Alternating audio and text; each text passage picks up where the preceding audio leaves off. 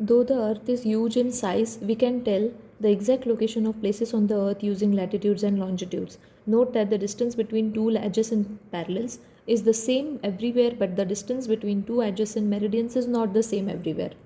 सही बात है.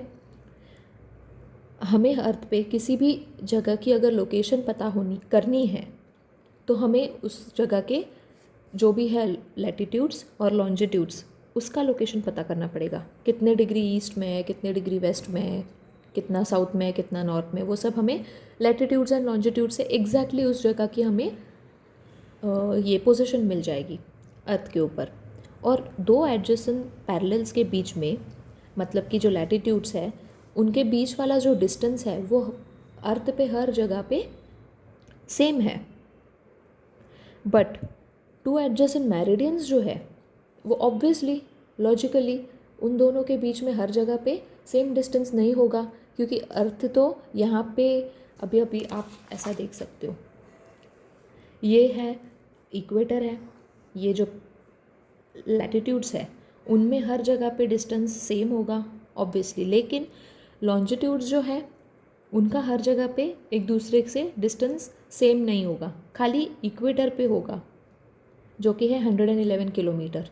आप देख सकते हो ना, ये जो मेरिडियंस है यहाँ पे कितना कम डिस्टेंस है दो मेरिडियंस के बीच में, जबकि यही दो जो मेरिडियंस है जब नीचे इक्वेटर पे आते हैं तो उनका मैक्सिमम डिस्टेंस यहाँ पे है, और वापस जब यहाँ पे पोल पे जाते हैं तो उनका कम हो जाता है डिस्टेंस.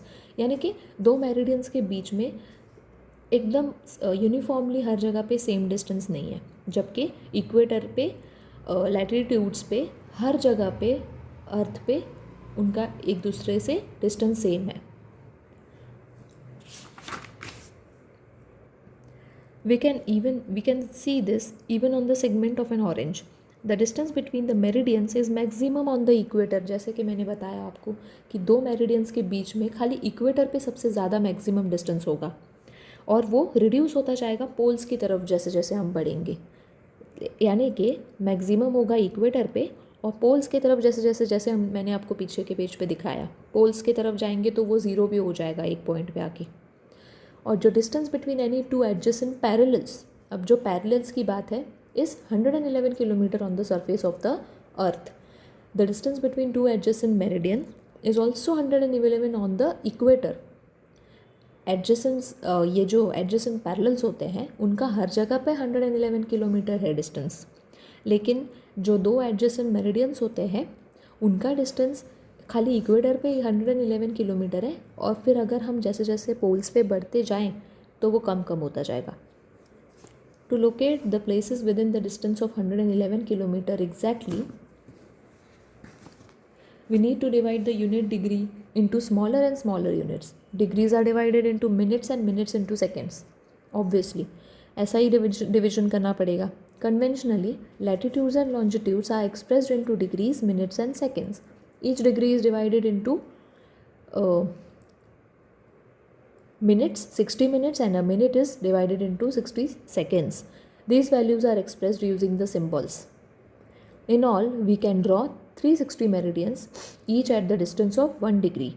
0 degree prime meridian होता है, 180 degree meridian है, 1 degree east to 179 degree east meridians.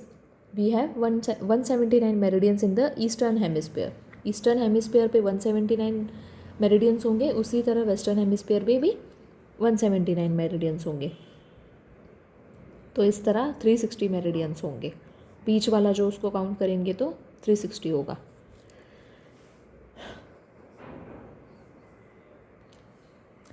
अभी यहाँ पे इस बॉक्स में देखो, ये जो डू यू नो के बॉक्सेस जो होते हैं ना वो भी बहुत इंपॉर्टेंट होते हैं स्टेट बोर्ड और एनसीईआरटी के बुक्स में. मैंने देखा है कभी कभी प्रीलिम्स में इनमें से भी क्वेश्चन आता है, कभी कभी हम इसे स्किप भी कर देते हैं, लेकिन ये सब चीज़ें छोटी छोटी भी बहुत इंपॉर्टेंट होती है. तो देखो, the distance between any two consecutive meridians is different on different parallels. मैंने आपको बताया पहले भी, it is maximum on the equator and it is zero on both the poles. मैंने बताया इक्वेटर पे सबसे मैक्सिमम होगा, लेकिन जैसे जैसे हम पोल्स की तरफ जाएंगे वो कम कम होता जाएगा, और एग्जैक्टली ज़ीरो होगा जब हम पूरा नॉर्थ पोल और साउथ पोल पे काउंट करेंगे. उसी तरह अगर इक्वेटर पे काउंट करें तो 111 किलोमीटर्स का डिस्टेंस है बीच में दोनों कॉन्जिक्यूटिव मेरिडियंस के बीच में। और tropic of cancer, tropic of capricorn, polar circles और पोल्स, ये जो फैक्चुअल डेटा है वो आपको याद रखना पड़ेगा। थोड़ा फैक्चुअल डेटा तो याद रखना ही पड़ेगा, कोई भी सब्जेक्ट होने दो।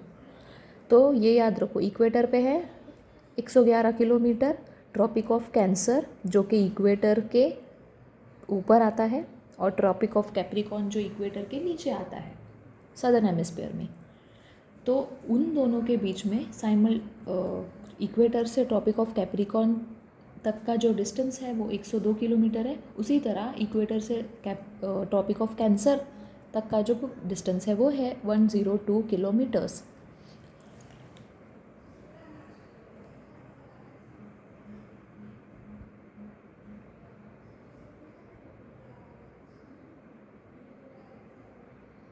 उसी तरह अगर हम देखेंगे पोलर सर्कल्स पे, जैसे कि आर्कटिक सर्कल और एंटार्क्टिक सर्कल, तो दो मेरिडियंस के बीच में आर्कटिक सर्कल्स और एंटार्क्टिक सर्कल पे डिस्टेंस होगा 44 किलोमीटर का।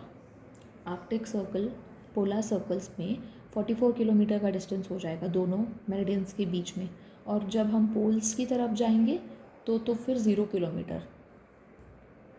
ठीक है, अभी ग्रेटिक्यूल देखो, the parallels and meridians on the globe form a net that is called a graticule. एक मैश टाइप बन जाता है, ऐसा मैश टाइप बनेगा, तो उसको the parallels and meridians on the globe form a net that is called a graticule. Parallels भी और मेरिडियंस भी अगर हम इसी ग्लोब पे बना दे तो उसको ग्रेटिक्यूल बोलते हैं। ये भी क्वेश्चन मैंने कहीं भी किसी एग्ज़ाम में ये क्वेश्चन आया था कि उसको क्या बोलेंगे, अगर पैरेलल्स एंड मेरिडियंस अगर एक ग्लोब पे हम बनाएं तो फिर उसको क्या बोलते हैं, तो शायद मैंने कहीं पे ये पढ़ा है, उसको ग्रेटिक्यूल बोलते हैं। ठीक है,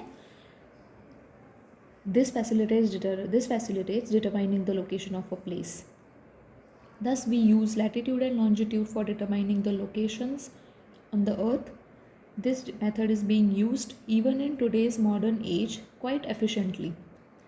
Geographical Information System GIS, Global Positioning System GPS, as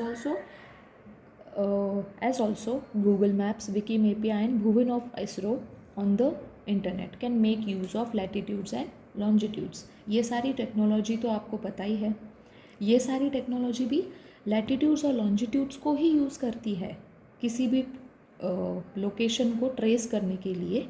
ये जो टेक्नोलॉजीज़ के नाम हैं वो सारी की सारी लैटिट्यूड्स एंड लॉन्जिट्यूड्स पे निर्भर होती है किसी भी लोकेशन को एग्जैक्टली ट्रेस करने में अर्थ के ऊपर। This technology is also available on mobile phones and motor cars. अभी ये इंस्ट्रूमेंट आपको दिख रहा है, इसको GPS इंस्ट्रूमेंट बोला जाता है। Now Indian regional positioning system, India has achieve self reliance in global positioning technology. India ने अपना खुद के ऊपर डिपेंड है, इंडिया किसी और कंट्री के ऊपर डिपेंड नहीं है ग्लोबल पोजिशनिंग टेक्नोलॉजी के मामले में। उसने अपना खुद का एक इस्टेब्लिश किया हुआ है ग्लोबल पोजिशनिंग सिस्टम इंडिया का। तो वो किसके हेल्प से किया है? With the help of IRNSS, Indian regional navigation satellite system. ये नाम याद रखो, Indian regional navigation satellite system. Locating any place in the Indian subcontinent is going to be easy. For this, India is launching its own series of 7 satellites. India ने अपने खुद के 7 satellite की series establish करी है इस चीज़ के लिए। It will be possible to locate any place in the region of South Asia and Indian Ocean precisely. ये दोनों चीज़ें याद रखो। It will be possible to locate any place in the region of South Asia and Indian Ocean precisely. Okay, तो ये chapter यहीं पे ख़त्म होता है, हम यहीं पे अपना वीडियो भी वाइंड अप करते हैं। नेक्स्ट हम वीडियो में नेक्स्ट चैप्टर के लिए फिर मिलेंगे, तब तक के लिए गुड बाय।